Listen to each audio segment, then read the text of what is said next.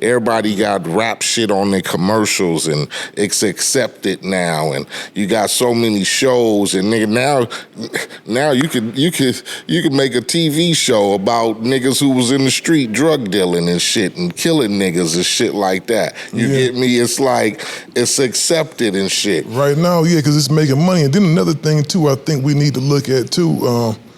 I know every parent used to push kids going to school, going to college and all that.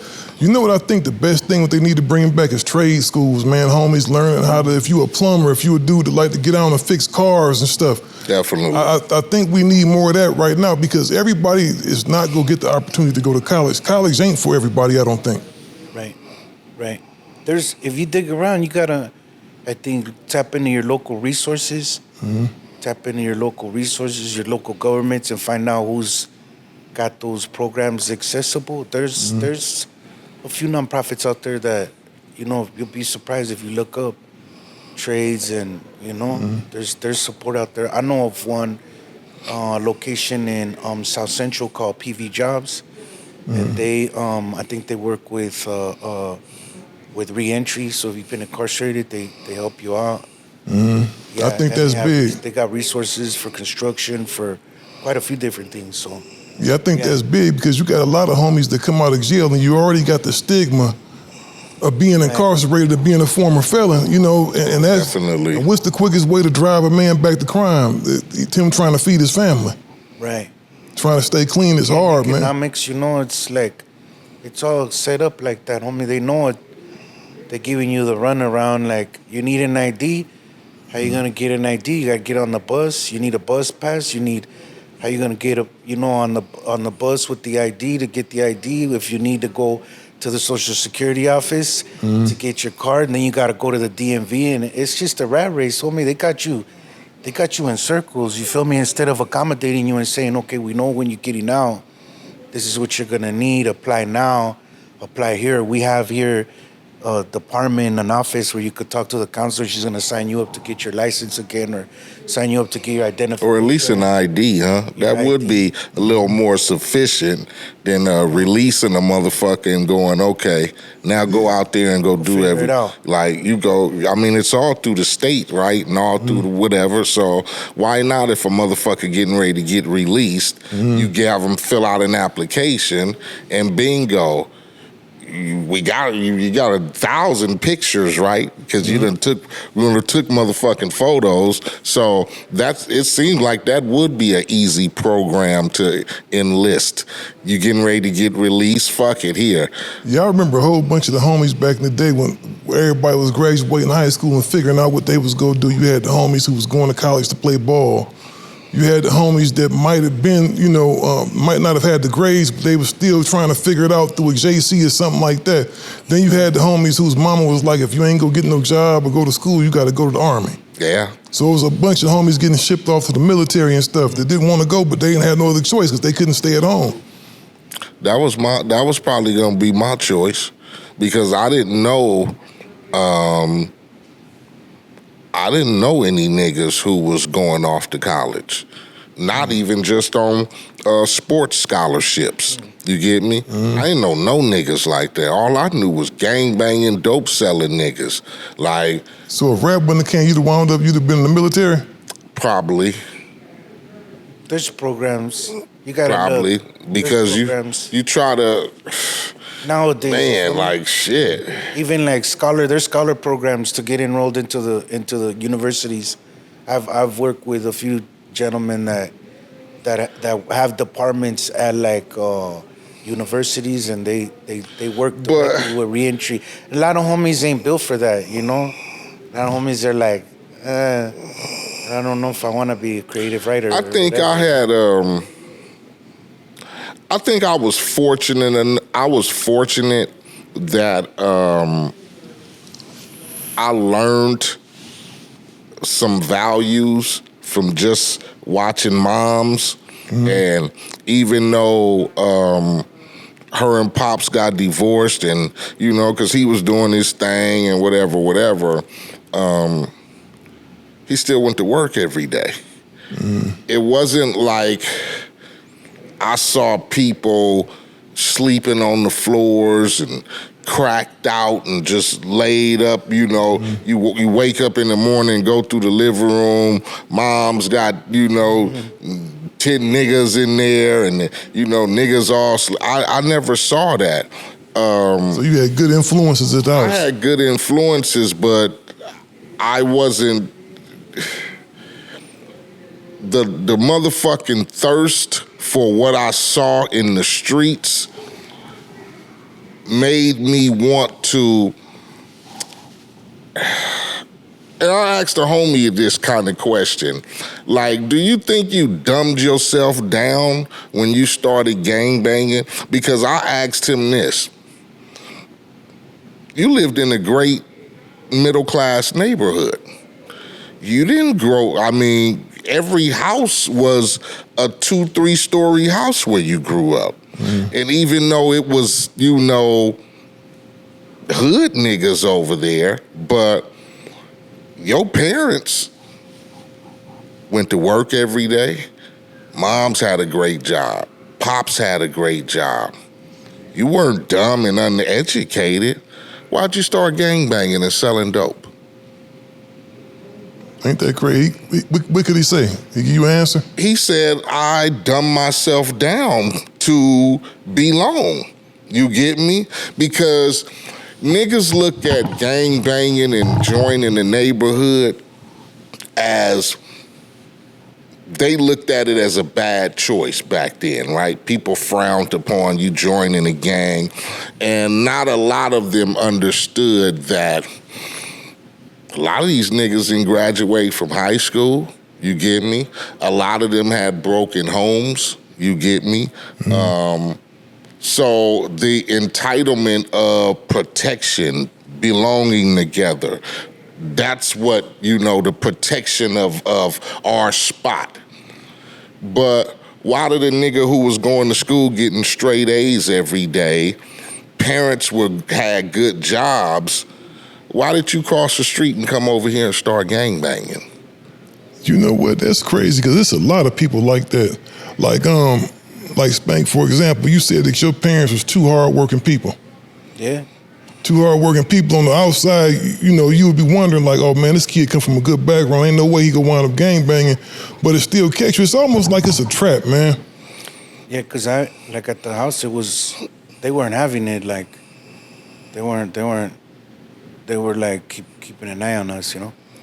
But I think it was like also like, well, who you gonna be like with the square kids?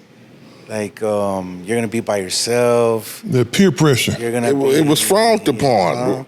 You're gonna be by yourself, so you're like, well, let me join the other homies because they're not doing that great in class either.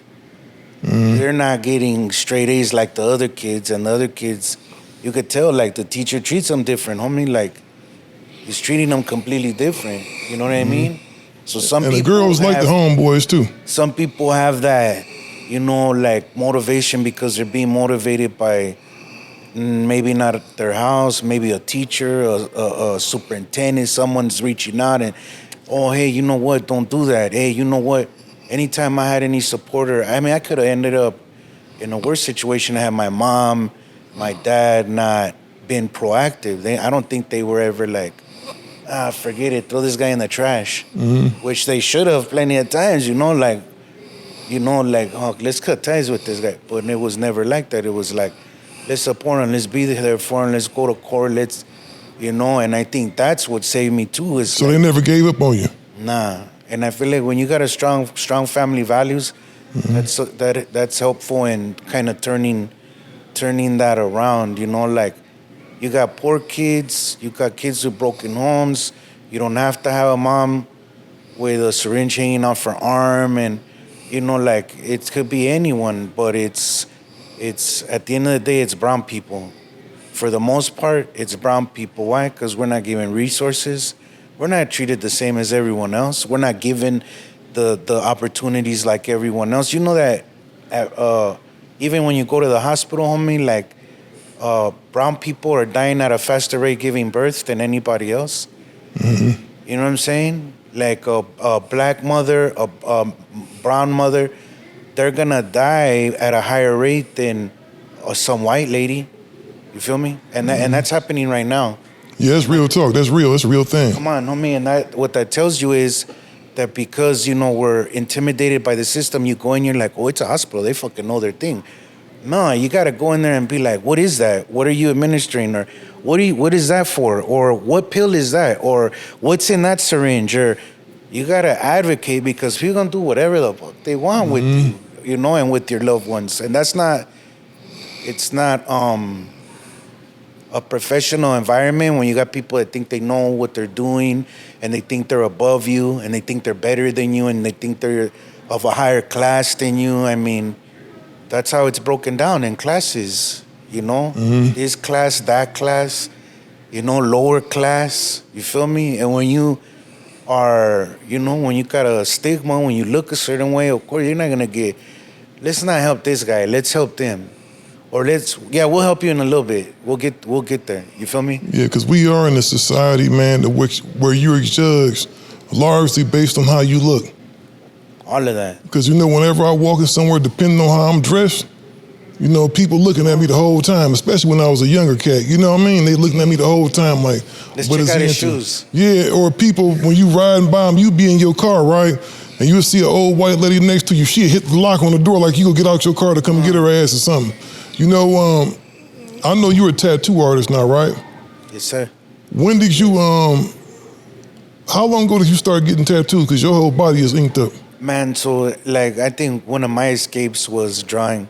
So, because stuff didn't stick, and I felt like I wasn't able to learn like everybody else, shit wasn't sticking, I'd sit there and I'd draw, and I draw, and I draw, and that was my escape. When things weren't all that great, I used that as a tool to put myself somewhere else. And so I drew for a lot of years. I wasn't the greatest, but I was really persistent. So I'd sketch and draw and copy comic books for a long time. So I was into comic books at a young age. Collected comic books, drew them, redrew them.